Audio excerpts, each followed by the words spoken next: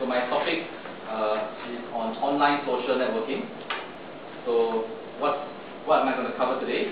I'm going to, in my proposal, discuss firstly a little bit of background and then focus on the problem statement and the objectives and the research questions. I'll talk a bit about the review of literature and explain the research framework, methodology framework, and then the details of the methodology itself. So for the background, well, online social networking, some of you are familiar with the term, but I think probably the more famous terms are places like Facebook and MySpace and so on. Yeah? So the generic name for all of these are online social networking. So well, social networks itself is nothing new. It's of course family, tribe, clan, community, those are all social networks. So the concept of a network is nothing special, but what is new is the use of the internet and also different kind of culture, different kind of behavior in online social network. Hence, we're looking at this topic which I think is interesting and which some scholars say starts around 2002. 2002 because that's the beginning of some of the earlier versions of OSN sites. And sometimes you hear the term 2.0, Web 2.0. Now, what are some of the reasons why this is a topic that is worth discussing, and I'll be explaining a little bit more as we go along. I think firstly, just in short, will be there is widespread adoption of Facebook and so on. It's becoming a social phenomenon.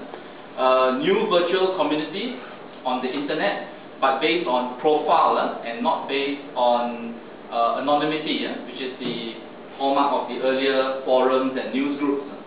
And also it's interesting that some organizations have decided that employees are spending too much time and that it's a waste of time, so they ban it. And that's also a reason why we want to investigate. Is it good or bad?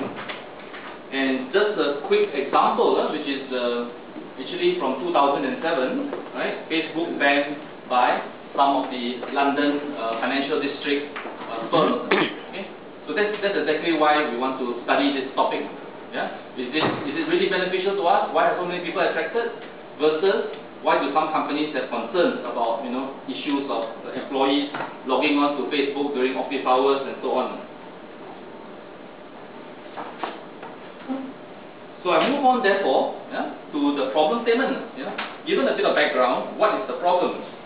Well, the overall question for us is whether such widespread use of OSN sites, not only at home, but during office hours and so on, is beneficial or is it detrimental?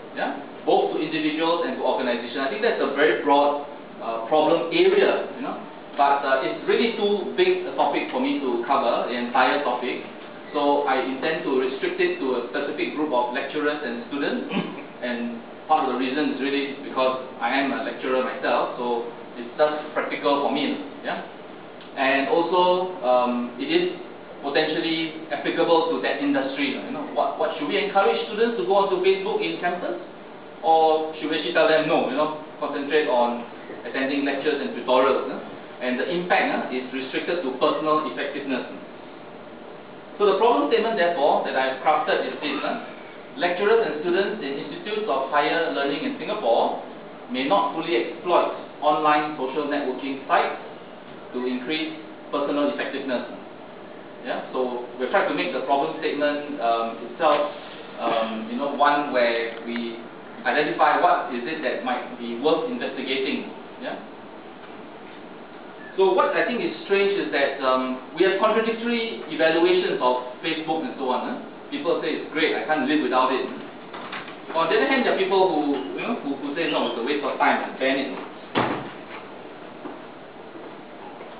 So my specific objective, based on the problem statement, would be, firstly, to determine the extent of use of OSN sites among lecturers and students in Singapore,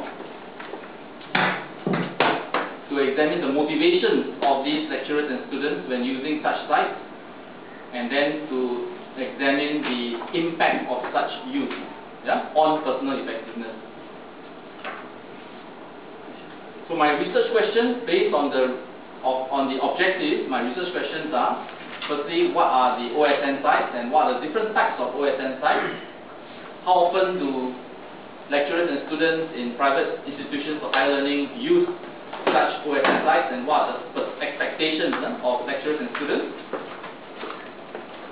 Number 5, okay, in the context of this situation, this topic, how can personal effectiveness be defined and be measured? Yeah, which is very challenging because personal effectiveness is itself a nebulous term.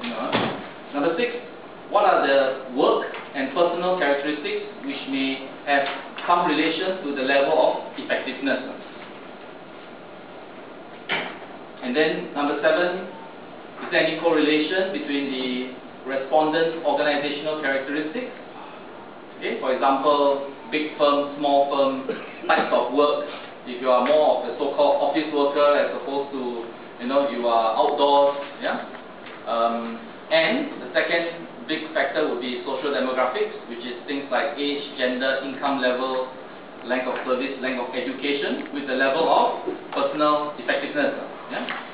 So basically, you can see that I'm looking at correlation between the respondent's organizational characteristics, the job that you do, and your social demographic characteristics, and what is the impact when you use OSN sites on your personal effectiveness. Okay, those are the key variables. So significance. Why do this topic? Firstly, it's an area which is relatively new. It's only come into being, I trained it from 2002 onwards.